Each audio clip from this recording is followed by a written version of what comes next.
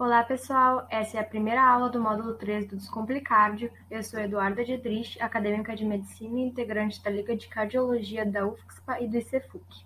E hoje eu vou introduzir a parte embriológica falando sobre o desenvolvimento inicial do coração. O sistema cardiovascular é o primeiro a se formar e começar a funcionar no corpo, ali por volta da terceira semana, e inicia devido ao embrião ter uma necessidade de nutrição que já não vai mais poder ser suprida por difusão. Para contextualizar o que aconteceu até essa fase, após a fecundação, o zigoto sofre clivagem, que são repetidas divisões mitóticas para aumentar o número de células, o zigoto se torna mórula, a mórula alcança o útero por volta do quarto dia e forma-se o blastocisto, que tem duas partes separadas, o trofoblasto e o embrioblasto. 6 dias após a fecundação, o blastocisto adere ao epitélio endometrial, e o trofoblasto se divide em duas partes, o citotrofoblasto e o sincício-trofoblasto. No fim da primeira semana, entrando na segunda, o embrião é um disco bilaminar, composto pelo hipoblasto e o epiblasto. Nessa imagem, a gente pode ver que o embrião é somente aquela área circulada, chamada disco embrionário, mas existem muitas outras estruturas ao seu redor, que também fazem parte desse desenvolvimento dele. A segunda semana vai ser uma fase de conclusão da implantação do blastocisto do endométrio e vai ocorrer a formação da cavidade amniótica e do saco vitelino. Então, chegamos à terceira semana, que é quando se inicia o desenvolvimento do coração.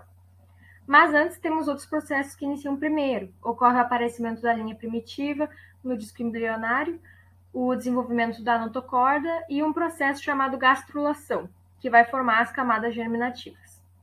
Aí nós teremos o início da formação do sistema cardiovascular.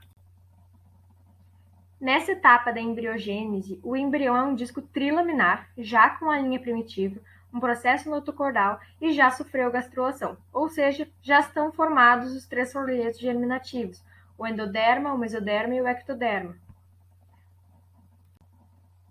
Algumas células da linha primitiva migram cranialmente em cada lado do processo notocordal e em torno da placa pré-cordal, se unindo para formar um mesoderma cardiogênico na área cardiogênica.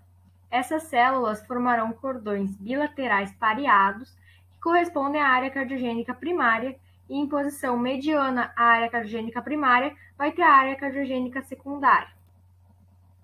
A imagem de cima é um corte transversal, enquanto a de baixo é um corte longitudinal desse disco trilaminar, e ambas servem para mostrar o posicionamento desses cordões. Ali, como a gente pode ver, onde está escrito cordão angioblástico.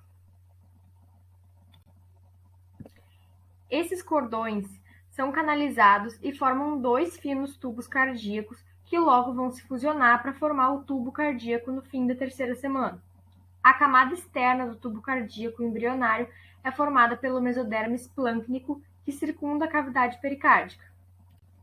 Nessa sequência de imagens, tanto a do slide anterior quanto essas duas, é possível ver esse processo de fusão dos tubos. Nesse estágio, o coração em desenvolvimento é composto por um tubo separado do espesso miocárdio primitivo por um tecido conjuntivo de matriz gelatinosa chamada geleia cardíaca. O tubo endotelial ele vai se transformar no revestimento endotelial interno do coração, chamado endocárdio. O miocárdio primitivo vai formar a parede muscular do coração, chamada de miocárdio. E o epicárdio ele vai ser originado da área cardiogênica secundária e também de células mesoteliais que surgem da superfície externa do seio venoso. Observem a distribuição desses tipos celulares. Mais internamente ali a gente vai ter o endocárdio, depois o miocárdio, mais externamente o epicárdio. Então, o coração tubular vai se alongar e desenvolver dilatações e constrições alternadas. E essas dilatações e constrições elas vão formar algumas áreas cardíacas. O tronco arterial, o bulbo cardíaco, o ventrículo primitivo, o átrio primitivo e o seio venoso. O tronco arterial tubular, ele é contínuo cranialmente com o saco aórtico, que é de onde vão surgir as artérias do arco faríngeo. E o seio venoso recebe as veias umbilical, a veia vitelina, a cardinal comum do córeo, do saco vitelino e do embrião, respectivamente. Como o bulbo cardíaco e o ventrículo crescem mais rapidamente que as outras regiões, o coração se dobra formando uma alça bulboventricular em formato de U, como vocês podem ver nessa imagem. À medida que o coração primitivo vai se dobrando, o átrio e o seio venoso surgem em posição dorsal ao tronco arterial, ao bulbo cardíaco e ao ventrículo. Nessa imagem é possível ver essa conformação. Nesse estágio, o seio venoso já desenvolveu expansões laterais, os cornos direito e esquerdo do seio venoso, que também podemos ver nessa imagem. Essas são as referências utilizadas nessa aula e até a próxima.